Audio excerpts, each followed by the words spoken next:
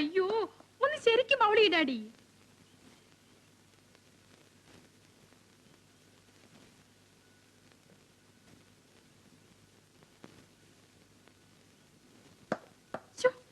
എത്ര പ്രാവശ്യം ഇങ്ങനെ മിസ് ചെയ്യുന്നു. പ്ലീസ്, എനിക്കിനി വയ്യ മോളെ. അത് പറ്റില്ല, ഡാഡി കുറച്ചുകൂടി ഇംപ്രൂവ് ചെയ്യണം. പിന്നെ ഞാൻ ഈ വയസ്സുകാലത്ത് കളിച്ചിട്ട് ഇനി കപിൽ ദേവ് ആവാൻ പോകല്ലേ? പ്ലീസ് ഡാഡി, കുറച്ചു നേരം കൂടി.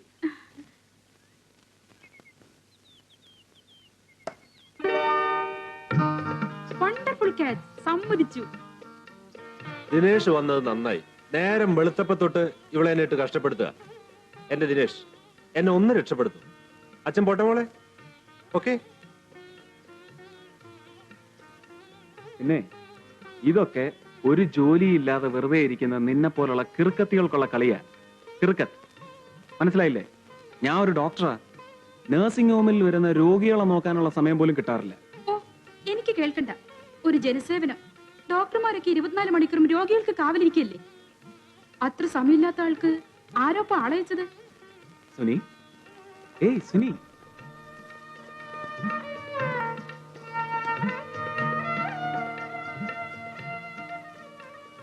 അപ്പോഴേക്കും പിണങ്ങിയോ?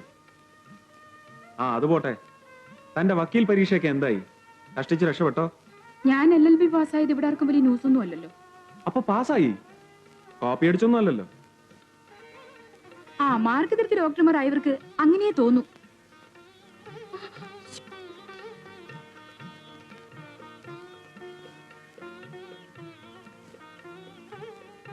എന്താ സുനിതയുടെ അടുത്ത പ്രോഗ്രാം?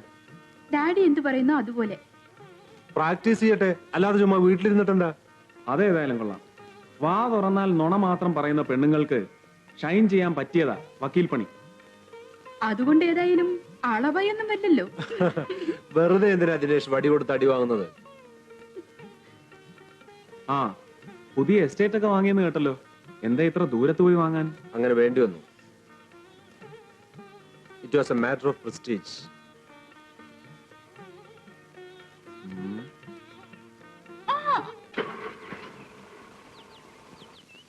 ദിനേഷ്, ഞാൻ ദിനേഷിനോട് ചോദിക്കാൻ വിട്ടുപോയി. അച്ഛനെ ആണെങ്കിൽ ഇപ്പൊ ഈ വഴിക്കൊന്നും കാണാറുമില്ല. അഴിമതി കേസോ എൻക്വയറി കമ്മീഷനോ എന്തൊക്കെയോ കേൾക്കുന്നു. ഒക്കെ ഈ പത്രങ്ങളിൽ വായിക്കുന്നതല്ലാതെ നേരിട്ടൊന്നും അറിയാൻ കഴിയുന്നില്ല. എന്താ ഇതിന്റെ സത്യാവസ്ഥ? അച്ഛൻ ആ കേസിൽ നിരപരാധിയാ. ആയിരിക്കാം, പക്ഷെ പുറത്ത് കേൾക്കുന്നത് അങ്ങനെയൊന്നും അല്ല. പൊളിറ്റിക്സ് അല്ലേ, പുറത്ത് കേൾക്കുന്നതൊക്കെ സത്യമായിക്കൊള്ളണമെന്നില്ലല്ലോ. മിസ്റ്റർ നാരായണൻ, സദാശിവൻ അഴിമതി നടത്തിയെന്നുള്ളതിന് വ്യക്തമായ എന്ത് തെളിവുകളാണ് നിങ്ങൾക്ക് ഹാജരാക്കാനുള്ളത്? സദാശിവൻ അഴിമതി നടത്തിയെന്നത് പകൽ പോലെ വ്യക്തമാണ്. ദർപ്പണമടക്കമുള്ള എല്ലാ പത്രങ്ങളും ഈ അണക്കെട്ട് നിർമ്മാണത്തിൽ നടന്ന കള്ളക്കളികൾ വെളിച്ചത്ത് കൊണ്ടുവന്നിട്ടുണ്ട്. ഈ മന്ത്രിസഭയ്ക്കെതിരെ ആഞ്ഞു വീശുന്ന ജനരോഷം തന്നെയാണ് അഴിമതി നടന്നു എന്നതിനുള്ള ആധികാരികമായ തെളിവ്. ഉത്തരവാദിത്തമുള്ള ഒരു പ്രതിപക്ഷ MLA എന്ന നിലയിൽ കൂലങ്കഷമായി ചിന്തിച്ചതിൽ നിന്ന് മനസ്സിലാകുന്നത് ഈ സർക്കാർ അഴിമതി തുടർന്നുകൊണ്ടേ ഇരിക്കുന്നു എന്ന് തന്നെയാണ്. അഴിമതിയിൽ ജനിച്ച് അഴിമതിയിൽ വളരുന്നതാണ് ഈ മന്ത്രിസഭ. കൂലങ്കഷമായി ചിന്തിച്ചാൽ മന്ത്രി സദാശിവൻ ആ ശൃംഖലയിലെ ഒരു കണ്ണി മാത്രമാണ്. സദാശിവനെ ബലിയാടാക്കി തങ്ങളുടെ അഴിമതികൾ മൂടിവെക്കാനും ജനങ്ങളെ വഞ്ചിക്കാനുള്ള ശ്രമമാണ് ഈ മുഖ്യമന്ത്രി നടത്തുന്നത്. അതിനാൽ മുഖ്യമന്ത്രി അടക്കം അഴിമതിയുടെ ചെളിക്കൊണ്ടിൽ ആണ്ടുകിടക്കുന്ന സർവരും കുറ്റവാളികളാണെന്ന് അംഗീകരിച്ച് മുഖ്യമന്ത്രി രാജിവെക്കുകയാണ് വേണ്ടത്. മിസ്റ്റർ നാരായണൻ, ഇതൊന്നും തെളിവുകളെ ആകുന്നില്ല. എന്തായാലും ഈ മുഖ്യമന്ത്രി രാജിവെച്ചേ തീരൂ. പ്രതിപക്ഷത്തിരിക്കുന്നവരെ സമയത്തോളം അഴിമതി ആരോപണം ഉന്നയിക്കാൻ എളുപ്പമാണ്. എന്നാൽ അഴിമതി എന്നല്ല, ഭരണം പോലും നടത്താനാവാതെ ഇറങ്ങിപ്പോകേണ്ടി വന്നവരാണ് ഇന്ന് പ്രതിപക്ഷത്തിരിക്കുന്നവർ. അവരാണ് ഈ ആരോപണം ഉന്നയിക്കുന്നതെന്ന് നിങ്ങൾക്കറിയാം. എന്താണ് അവരുടെ ആരോപണം? ആരോ പണം വാങ്ങിയെന്ന്. ഈ ആരോ പണം വാങ്ങി എന്ന് പറഞ്ഞ ആരോപണം ആവില്ല. ആര് പണം വാങ്ങിയെന്നാണ് നിങ്ങൾ മനസ്സിലാക്കുക? ആരോ പണം വാങ്ങി, അത്ര തന്നെ. മന്ത്രി സദാശിവൻ അണക്കെട്ട് നിർമ്മാണത്തിൽ അഴിമതി കാണിച്ചു എന്ന ആരോപണം അടിസ്ഥാനരഹിതമാണെന്ന് ഇതിൽ നിന്ന് വ്യക്തമാണ്. ഇനി മറ്റൊരു ആരോപണം, ഞങ്ങളുടെ പാർട്ടി ഭരണത്തിൽ ഇരുന്നു കൊണ്ട് സ്വജനപക്ഷപാതം കാണിച്ചു എന്നുള്ളതാണ്. ഞാനൊന്ന് ചോദിക്കട്ടെ, ഇവിടെ ഇതുവരെ ഭരിച്ചിട്ടുള്ള ഏത് രാഷ്ട്രീയ പാർട്ടിയാണ് സ്വജനപക്ഷപാതം കാണിക്കാതിരുന്നിട്ടുള്ളത്? ആ വെട്ടുകുഴിയുടെ താളത്തിനൊത്ത് തുള്ളിയോണ്ടാ അച്ഛൻ ഈ പരുവത്തിലായത്. അമ്മ എപ്പോഴും പറയാറുണ്ടായിരുന്നല്ലോ അച്ഛന് രാഷ്ട്രീയം പറ്റിയതല്ലെന്ന്. മന്ത്രി കസേരയിൽ എന്നും ഇരിക്കാമെന്നുള്ള ധാരണയൊന്നും എനിക്കില്ല. പക്ഷെ ഈ ഒരു സാഹചര്യത്തിൽ അധികാരം നഷ്ടപ്പെട്ടാൽ എല്ലാ ഗ്ലാമറും നഷ്ടപ്പെടും. അത് നിന്നെയും ബാധിക്കും. നിങ്ങളുടെ വിവാഹം ഉടനെ നടത്തണം. ഞായറാഴ്ച ഞാൻ അങ്ങോട്ട് ചെല്ലുന്നുണ്ട്. തമ്പിയോട് വിളിച്ചു പറഞ്ഞേക്കും.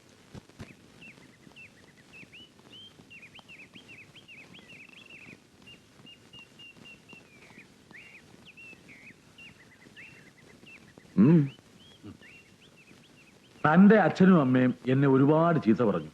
ഞാൻ നിർബന്ധിച്ചിട്ടാ താ കല്യാണം കഴിക്കാത്തതെന്ന്. എനിക്ക് അതൊന്നും അറിയണം. എന്താ തന്റെ ഉദ്ദേശം? നമ്മളെ പോലുള്ളവർക്ക് എന്തിനാ ചേരട്ടാ ഈ പ്രാരാബ്ദമൊക്കെ?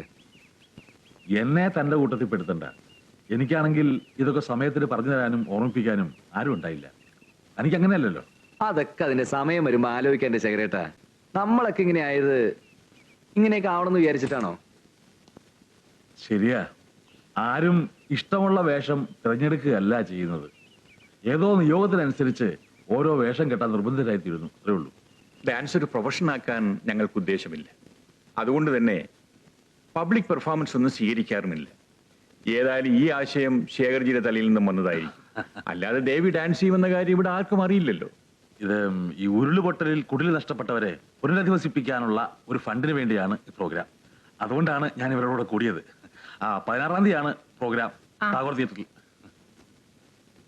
ശേഖർജിയെ കണ്ടുമുട്ടിയത് ഞങ്ങളുടെ ഭാഗ്യം. അതേതായാലും നന്നായി. കുറച്ചു കാലമായി ഞങ്ങൾ തമ്മിൽ കണ്ടിട്ട്. ഇപ്പൊ ഡൽഹിയിലൊന്നും വരാറില്ലേ?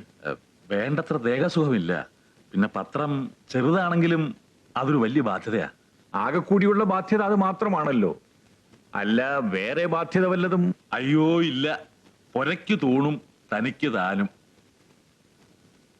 I can't admit it. Please don't disturb me.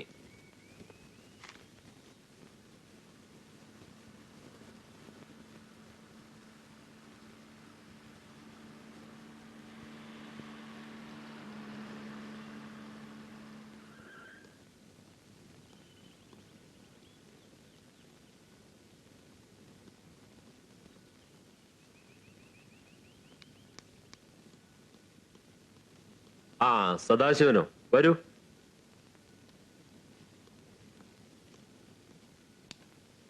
ഇരിക്കൂ. വരുമെന്ന് ദിനേശൻ വിളിച്ച് പറഞ്ഞിരുന്നു. ഞാൻ ആകെ അസ്വസ്ഥനാണ് തമ്പി. കുറെ ദിവസമായി ഞാൻ വിചാരിക്കുന്നു തമ്പിയെ കണ്ട് ഉടൻ തന്നെ ഒരു തീരുമാനമെടുക്കണമെന്ന്. എന്താ വിശേഷം? മറ്റൊന്നുമല്ല, സുനിതയും ദിനേശനും തമ്മിലുള്ള വിവാഹകാര്യം തന്നെ.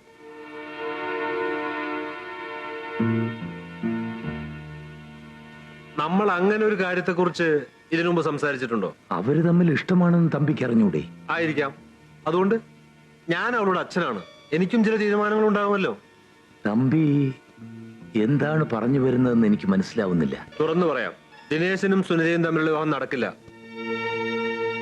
അവര് പരസ്പരം ഇഷ്ടപ്പെട്ടതല്ലേ? ഇത്ര പെട്ടെന്ന് ഇങ്ങനെ ഒരു മാറ്റത്തിന് അവർക്ക് സാധിക്കുമോ? നന്നായിട്ട് ആലോചിച്ചാണോ തമ്പി പറയുന്നത്? ഇനി ആലോചിക്കാനൊന്നുമില്ല. എന്റെ തീരുമാനത്തിൽ യാതൊരു മാറ്റവുമില്ല. വെറുതെ എന്നെയും എന്റെ മകളെയും പത്രവാർത്തകളിലേക്കും കവലപ്രസംഗങ്ങളിലേക്കും വലിച്ചഴക്കരുത്.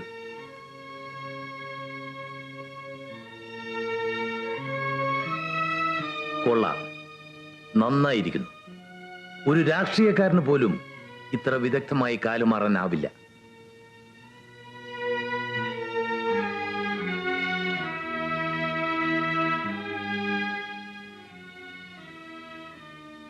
വരട്ടെ മോളെ.